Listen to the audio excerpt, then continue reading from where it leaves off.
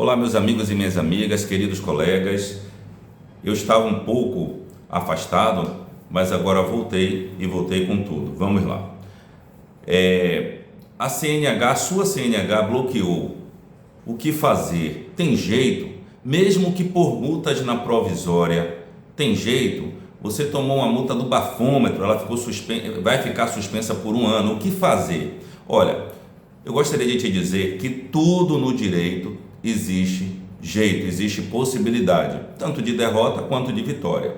Então, a primeira coisa é você entender que existem profissionais capacitados para buscar solução jurídica para o seu problema. Sendo assim, contrate um advogado ou uma advogada que seja dedicado ao direito de trânsito e tenha como buscar as ferramentas jurídicas para fazer valer o seu direito. Então tem jeito sim, pode-se entrar com uma ação, tanto administrativamente, nós chamamos, se for uma CNH cassada, você pode entrar com ação de autotutela, onde você vai demonstrar os vícios no procedimento. O que é que você tem que entender? Que todo procedimento, seja ele administrativo ou judicial, o prejudicado, no caso você, a pessoa que está com a CNH bloqueada ou suspensa, essa pessoa tem que receber uma notificação. Ela tem que ser cientificada de que consta lá um procedimento, um processo tramitando em desfavor daquele documento, daquela pessoa. Então ela tem o direito constitucional consagrado, contemplado lá no artigo 5º, inciso 55, aliás, 54 em diante, onde ela tem o direito do devido processo legal, ela tem o direito do contraditório, da ampla defesa.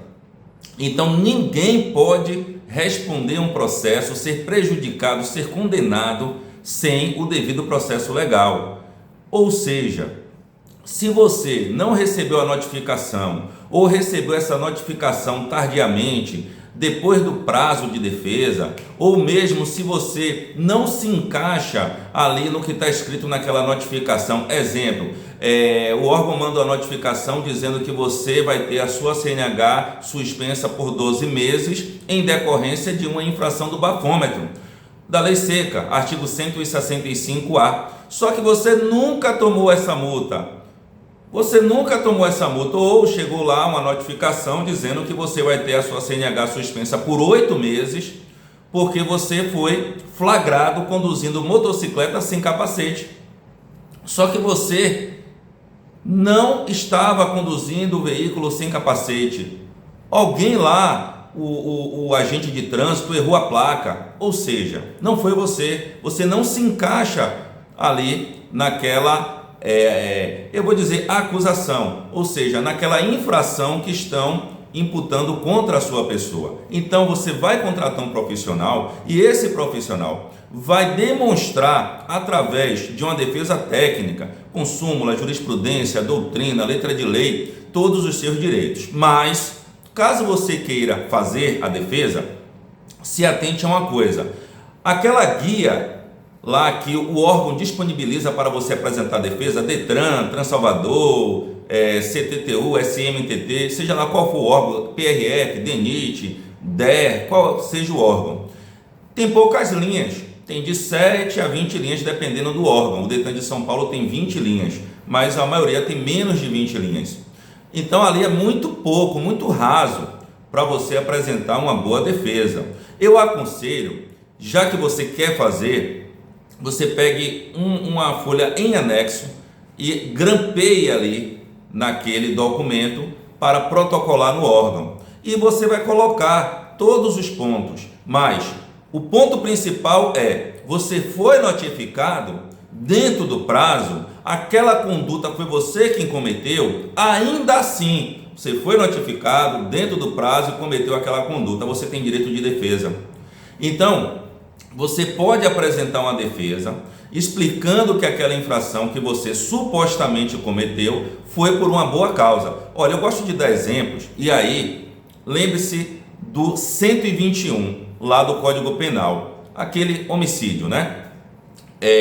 Quando a pessoa comete um crime desta magnitude, por legítima defesa, ela não é condenada de forma a ser inocentada por aquela conduta, mesmo tipificada no Código Penal, não é verdade? Ou quando uma pessoa furta uma maçã lá no supermercado e aí os seguranças dão aquele flagrante, leva para a delegacia e chega lá na delegacia, ela vai sair pela porta da frente, furto famélico. Ela pegou a maçã para se alimentar porque estava em estado de necessidade, estado de fome.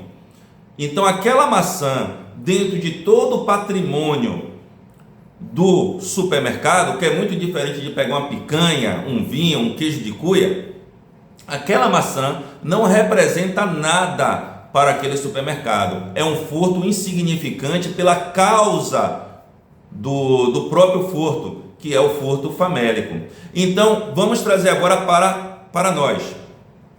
Se você cometeu uma infração porque você estava num estado de necessidade, você invadiu um sinal, ultrapassou um sinal vermelho, porque você estava levando uma gestante ali para a maternidade, ela estava já sentindo muitas dores, muitas contrações, ela estava gritando dentro do carro, a bolsa já tinha estourado, ou você está dando um socorro para alguém que estava com hemorragia, ou de repente você estava sozinho no carro, na moto, mas você estava indo para a casa de alguém dar um socorro, atender um chamado de uma mãe que mora só. A minha mãe mora só. Eu já saí de Recife e vim para Salvador porque senti que a voz dela estava meia rouca, diferente, estava uma voz esquisita. Eu já contei isso aqui para vocês. Então, vim embora, peguei um avião e vim embora para ver como é que ela estava. Chegou aqui, não foi nada demais, foi só uma gripe. Então você tem lá um pai, uma mãe, um filho que está numa situação de necessidade, o filho liga para você e fala: poxa, acabei de sofrer com um acidente, venha me socorrer, e você pega o carro, você vai ficar parando em sinal? Eu acho que não.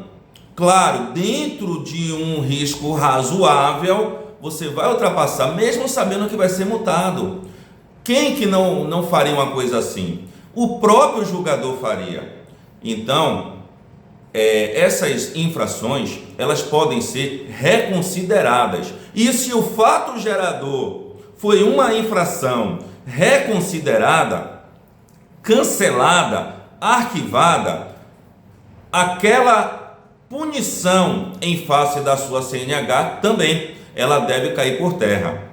E falando do bafômetro, nós vamos fazer agora o próximo vídeo, eu explicando quais são as consequências e como você deve fazer para se livrar dessa multa do bafômetro. Primeiramente, se beber, não dirija, claro, mas no próximo vídeo a gente vai falar sobre isso. Então, pessoal, sobre a CNH, não é o fim do mundo. Ainda que você tome a multa na PPD, naquela habilitação provisória, você pode apresentar defesa e explicar o que foi que aconteceu. Não aceite a derrota. Bloqueou, cancelou, cassou, não aceite a derrota. Busque ajuda, mas não tem condições ou não quer buscar ajuda do profissional advogado ou advogada, faça você mesmo, mas faça. Chegue lá no órgão, a defesa não é privativa da advocacia, você pode fazer sim. E aí você chegando lá no órgão, no Detran, e vai dizer: olha, por que minha habilitação está sendo cancelada? Eles vão dar a resposta. E aí você vai pegar aquela resposta e preparar a sua defesa.